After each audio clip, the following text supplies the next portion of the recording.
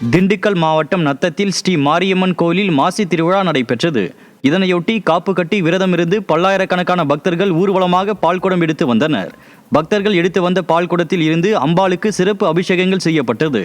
இதில் ஏராளமான பக்தர்கள் கலந்து கொண்டு வழிபட்டனர். தஞ்சை மாவட்டம் வையச்சேரி கிராமத்தில் உள்ள ஸ்ரீ மாயாண்டி ஐயனார் கோவிலில் கும்பாபிஷேக விழா வெகு விமரிசையாக நடைபெற்றது. இதனை முன்னிட்டு சுவாமிக்கு யாகசாலை பூஜைகளுடன் சிறப்பு ஹோமங்களும் நடத்தப்பட்டு மகா தீபாராதனை காட்டப்பட்டது. மேலும் இதேபோல் செங்கல்பட்டு மாவட்டம் ஆத்தூர் ஸ்ரீ வடக்கு மாரியம்மன் கோவில், திருவண்ணாமலை மாவட்டம் செங்கம் ஸ்ரீ பச்சையம்மன் கோவில் மற்றும் காஞ்சிபுரம் மாவட்டம் உத்தரமேரூர் ஸ்ரீ வடக்கு மாரியம்மன் கோவில் உள்ளிட்ட ஆலயங்களில் கும்பாபிஷேக விழா கோலாகலமாக நடைபெற்றது. தஞ்சாவூர் மாவட்டம் கும்பகோணம் வரதராஜ பெருமாள் கோயிலில் 12 ஆண்டுகளுக்கு பின் பாதாள அறையில் இருந்து எழுந்தருளிய அத்தி வரதரை காண பக்தர்கள் குவிந்துள்ளனர். ஞாயிற்றுக்கிழமை வார விடுமுறையொட்டி ஸ்ரீதேவி, பூமிதேவி தாயார்களுடன் எழுந்தருளி அருள்பாலித்த அத்தி வரதரை காண பல்வேறு பகுதிகளில் இருந்தும் ஏராளமான பக்தர்கள் வருகை தந்தனர். கூட்டம் அதிகமானதால் நீண்ட வரிசையில் காத்திருந்து தரிசனம் செய்து வழிபட்டனர். நாமக்கல் மாவட்டம் கட்டநாச்சம்பட்டியில் கோவில் கும்பாபிஷேக விழாவில் பேனர் வைப்பதில் இரு தரப்பினரிடையே ஏற்பட்ட மோதலால் அப்பகுதியில் பதற்றமான சூழல் நிலவி வருகிறது. அன்னை சத்யா நகரில் சக்தி மாரியம்மன் கோயில் கும்பாபிஷேக விழா நடைபெறுவதை தொடர்ந்து பிளக்ஸ் பேனர்கள் வைப்பதில் இரு தரப்பினரிடையே வாக்குவாதம் ஏற்பட்டு மோதல் உருவாகும் சூழ்நிலை ஏற்பட்டுள்ளது. உரிய நடவடிக்கை எடுக்காமல் காவல்துறையினரே இரு தரப்பினரிடையே மோதலை உருவாக்கும் செயலில் ஈடுபட்டதாக அப்பகுதி மக்கள் குற்றம் சாட்டியுள்ளனர்.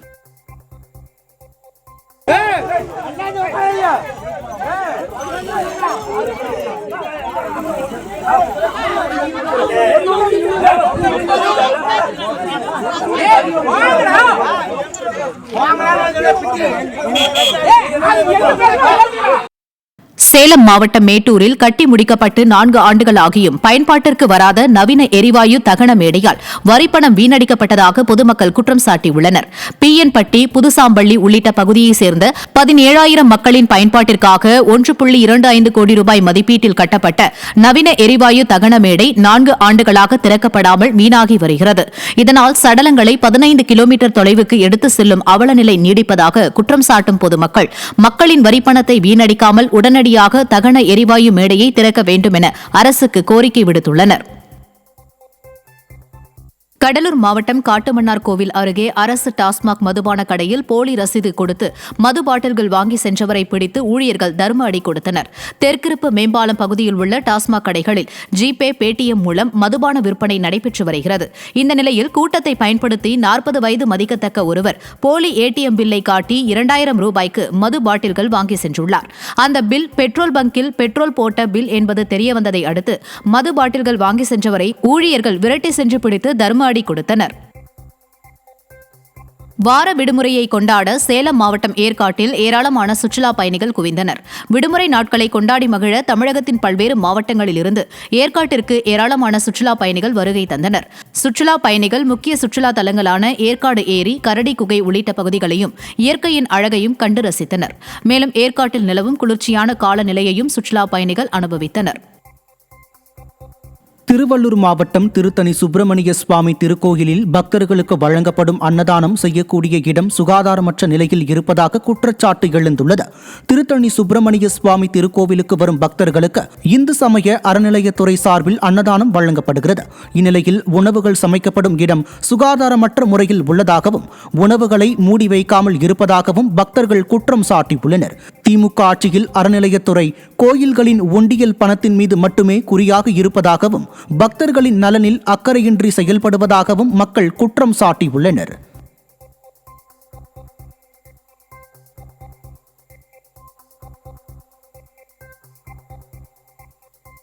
மதுரை மாவட்டம் சத்திரப்பட்டி அருகே காருக்கு வழி விடுவதில் தகராறு ஏற்பட்டதில் கார் கண்ணாடி உடைக்கப்பட்டு உள்ளே இருந்தவர் மீது கொலைவெறி தாக்குதல் நடத்தப்பட்டது. விவேக் என்ற அகில இந்திய ஃபார்வர்ட் பிளாக் கட்சி நிர்வாகி காரில் சென்றபோது இருசக்கர வாகனத்தில் சென்ற மற்றொரு தரப்பினருடன் வாக்குவாதம் ஏற்பட்டுள்ளது. இதைத் தொடர்ந்து 15க்கும் மேற்பட்டோர் கொண்ட கும்பல் கார் கண்ணாடியை உடைத்து பயங்கரமாக தாக்கியதில் விவேக் படுகாயமடைந்து மருத்துவமனையில் அனுமதிக்கப்பட்டார். ஸ்டாலின் ஆட்சியில் சட்டம் ஒழுங்கு சரியில்லை என்பதற்கு சான்றாக நெல்லை, சிவகங்கையை தொடர்ந்து மதுரையிலும் இரு பிரிவினர் மோதிக்கொள்ளும் சம்பவம் நடைபெறுவதாக பலரும் குற்றம் சாட்டுகின்றனர். சேலம் மாவட்டம் கெங்கவல்லி அருகே உள்ள அங்காளம்மன் கோயிலில் 50,000 ரூபாய் மதிப்புள்ள கிரீடத்தை முகமூடி அணிந்த நபர் கொள்ளையடித்து செல்லும் வீடியோ வெளியாகி பரபரப்பை ஏற்படுத்தியுள்ளது. கடம்பூர் சாலையில் உள்ள அங்காளம்மன் கோயிலை பூசாரி திறந்தபோது அம்மனுக்கான கிரீடம் இல்லாததை கண்டு அதிர்ச்சியடைந்து புகார் அளிக்கப்பட்டது. இதனைத் தொடர்ந்து கோயில் வளாக சிசிடிவியை ஆய்வு செய்ததில் முகமூடி அணிந்த ஒருவர் அம்மனை வழிபடுவது போல் நடித்து கிரீடத்தை திருடிச் செல்வது அதிர்ச்சியை ஏற்படுத்தியுள்ளது. ஸ்டாலின் மாடல் ஆட்சியில் கோயில்களில் கொள்ளையடிக்கும் சம்பவம் சாதாரணமாகி விட்டதாக பலரும் குற்றம் சாட்டுகின்றனர். நீலகிரி மாவட்டம் கூடலூர் அருகே குனில்வயல் கிராமத்தில் வனப்பகுதியில் இருந்து வெளியேறிய புலி பசுமாட்டை தாக்கிய சம்பவம் கிராம மக்களிடையே அச்சத்தை ஏற்படுத்தியுள்ளது. குனில்வயல் கிராம பகுதியில் வீட்டின் தொழுவத்தில் கட்டி வைக்கப்பட்டிருந்த பசுமாட்டை வனப்பகுதியில் இருந்து வெளியேறிய புலி தாக்கிவிட்டு தப்பி ஓடியது.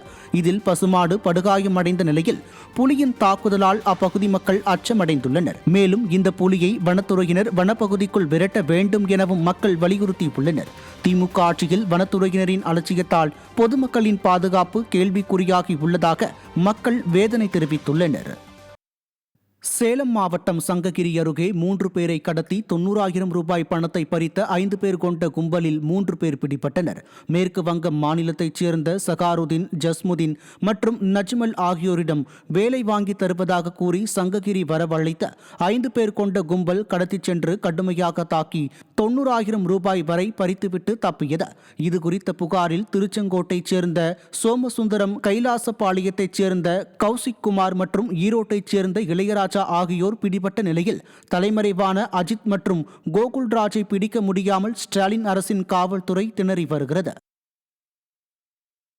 கடலூர் மாவட்டம் விருத்தாச்சலம் அருகே திமுகவின் ஆதரவுடன் பாசன வாய்க்காலின் கரையை தனிநபர் ஆக்கிரமித்துள்ளதாக விவசாயிகள் குற்றம் சாட்டியுள்ளனர். கருவேப்பிள்ளங்குறிச்சி கிராமத்தில் வெலிங்டன் ஏரியில் இருந்து விவசாய நிலங்களுக்கு செல்லும் பாசன வாய்க்காலை அதே பகுதியைச் சேர்ந்த வேல்முருகன் என்பவர் ஆக்கிரமிப்பு செய்த நீரை விவசாய நிலங்களுக்கு செல்ல விடாமல் தடுப்பதாக விவசாயிகள் குற்றம் சாட்டியுள்ளனர்.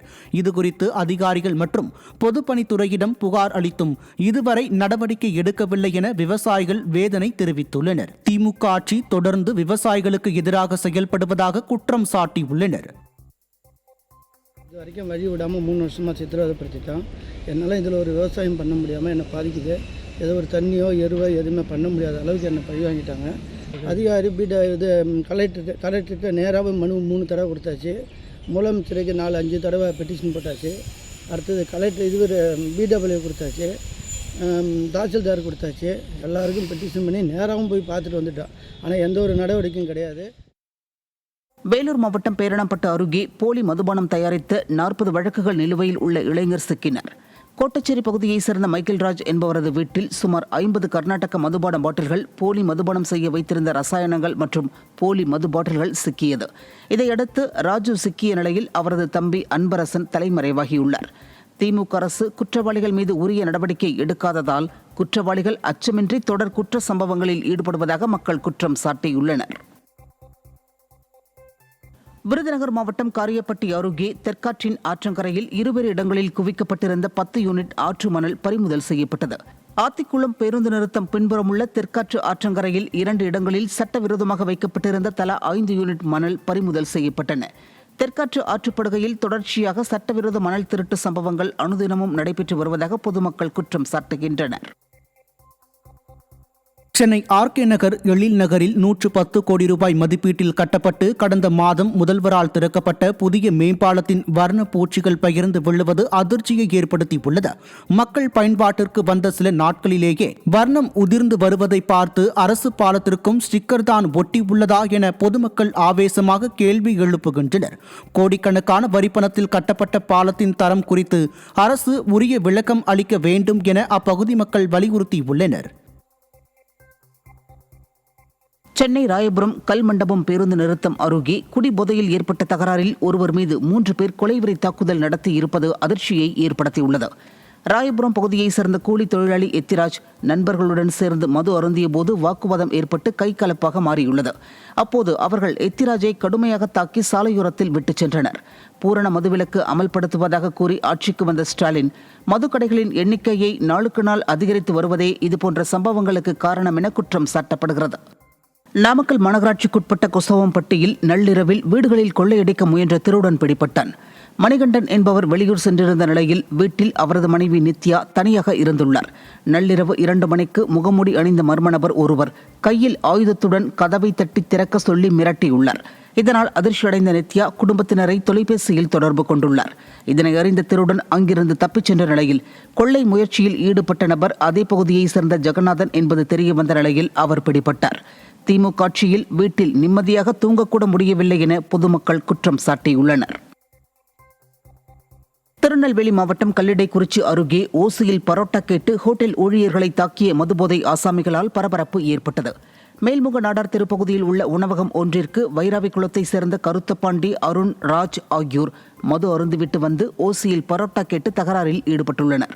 பரோட்டா கொடுக்க உரிமையாளர் மறுத்ததால் ஆத்திரமடைந்த அவர்கள் உரிமையாளரை தாக்கி கடையில் இருந்த பொருட்களை சேதப்படுத்தினர். மாவட்டத்தில் சட்டம் ஒழுங்கு படுமோசமான நிலையில் உள்ளதாக பொதுமக்கள் விமர்சிக்கின்றனர். கிருஷ்ணகிரி மாவட்டம் ஓசூர் அருகே தங்கள் கோரிக்கைகள் நிறைவேற்றப்படாததால் வரும் சட்டமன்ற தேர்தலை புறக்கணிக்கப் போவதாக பொதுமக்கள் கருப்பு கொடி ஏந்தி ஆர்ப்பாட்டம் நடத்தினர். குந்துக்கோட்டை ஊராட்சிக்குட்பட்ட பல்வேறு கிராமங்களுக்கு முறையான போக்குவரத்து வசதி, குடியிருப்புகள் மற்றும் விவசாய நிலங்களுக்கு பட்டா மற்றும் மின் இணைப்பு உள்ளிட்ட பல்வேறு கோரிக்கைகளை பொதுமக்கள் முன்வைத்தும் நீண்ட காலமாக எந்த நடவடிக்கையும் எடுக்காமல் இருப்பதாக கூறப்படுகிறது. இதனால் ஆத்திரமடைந்த பொதுமக்கள் குந்துக்கோட்டை பேருந்து நிலையத்தில் கையில் கருப்பு கொடி ஏந்தி வரும் சட்டமன்ற தேர்தலை புறக்கணிக்க உள்ளதாக ஆர்ப்பாட்டம் நடத்தினர். சென்னையிலிருந்து 148 பயணிகளுடன் டெல்லி செல்ல இருந்த ஏர் இண்டியா விமானத்தில் திடீர் இயந்திர கோளாறு ஏற்பட்டதால் விமான பயணம் ரத்து செய்யப்பட்டது. ஏர் இண்டியா பயணிகள் விமானம் நேற்று இரவு 8 மணிக்கு சென்னையிலிருந்து டெல்லிக்கு புறப்பட தயாராக இருந்த நிலையில் இயந்திரத்தில் கோளாறு இருந்தது கடைசி நேரத்தில் கண்டுபிடிக்கப்பட்டது. உடனடியாக இயந்திர கோளாறை சரி செய்ய முயன்றும் முடியாததால் விமான பயணம் ரத்து செய்யப்படுவதாக அறிவிக்கப்பட்டது. இதனால் ஆத்திரமடைந்த பயணிகள் ஏர் இண்டியா அலுவலக கவுண்டரை சூழ்ந்து கொண்டு கடும் வாக்குவாதத்தில் ஈடுபட்டனர். சென்னை தியாகராய நகர் வெங்கட் நாராயண சாலையில் குழாய் உடைந்து சாலையில் நீர் வெளியேறியதால் வாகன ஓட்டிகள் அவதியடைந்து வருகின்றனர். பராமரிப்பற்ற நிலையில் இருந்த குழாய் அமைப்புகள் உடைந்த நிலையில் ஸ்டாலின் அரசின் மாநகராட்சி நிர்வாகம் இதை கண்டும் காணாமல் இருப்பதால் குடிநீர் வீணாக வெளியேறுவதாக பொதுமக்கள் குற்றம் சாட்டியுள்ளனர். ஒரு 4 கம்ப்ளைண்ட் பண்ணிட்டேன். அவங்க கம்ப்ளைண்ட் எடுக்கிறவங்க வந்து பார்க்குறேன் வந்து சொல்கிறாங்களே தவிர யாருமே பார்க்க மாட்டாங்க. என் கம்ப்ளைண்ட்டும் அவங்களுக்குள்ளே பேசி அவங்களே க்ளோஸ் பண்ணிக்கிறாங்க. நான் ஒரு 3வது கம்ப்ளைண்ட் பண்ணுறப்போ ஏஐக்கு கம்ப்ளைண்ட் பண்ணேன். அவரு என்ன சொல்றாரு, பார்க்குறேன்ப்பா அப்படின்னு சொன்னாங்களே தவிர இது வரைக்கும் யாரும் பார்க்கல. கிட்டத்தட்ட இந்த ரோட்டில் பார்த்தீங்கன்னா ஒரு 6 லீக்கேஜ் கிட்ட இருக்கும். நீங்கள் பார்த்தீங்கனாலே தெரியும். இந்த சிக்னல்லேருந்து அந்த லாஸ்ட் பார்க் நடேசன் பார்க் வரலாம் பார்த்தீங்கன்னா ஒரு 6 லீக்கேஜ் இருக்கும். அதில் இப்போ பார்த்தீங்கன்னா மொத்தம் ஒரு 3 லீக்கேஜ் ரொம்ப மோசமாக இருக்குது. வர்றது வெயில் காலம். வெயில் காலத்தில் மக்களுக்கு குடிநீர் தட்டுப்பாடு ஏற்படும். இந்த மாதிரி குடிநீர் டேப் உடைச்சு போய் சாக்கடையில் போய்கிட்டு இருக்கு. தேனி மாவட்டம் மந்திசுனை மலை கிராமத்தில் ஆக்கிரமிக்கப்பட்ட அரசு நிலம் 15 மாதங்களாக மீட்கப்படாததை கண்டித்து தேர்தலை புறக்கணிக்க உள்ளதாக பொதுமக்கள் அறிவித்துள்ளனர். இக்கிராமத்தில் நூலக கட்டிடம், மேல்நிலை நீர்த்தேக்க தொட்டி உள்ளிட்டவை கட்டுவதற்காக தேர்வு செய்யப்பட்ட அரசு நிலத்தை சிலர் ஆக்கிரமித்துள்ளதாக குற்றச்சாட்டு உள்ளது. இந்நிலையில் இதனை மீட்க கோரி திமுக அரசின் அதிகாரிகளிடம் பலமுறை வலியுறுத்தியும் நடவடிக்கை இல்லாததை கண்டித்து தேர்தலை புறக்கணிக்க உள்ளதாக அப்பகுதி மக்கள் எச்சரிக்கை விடுத்துள்ளனர்.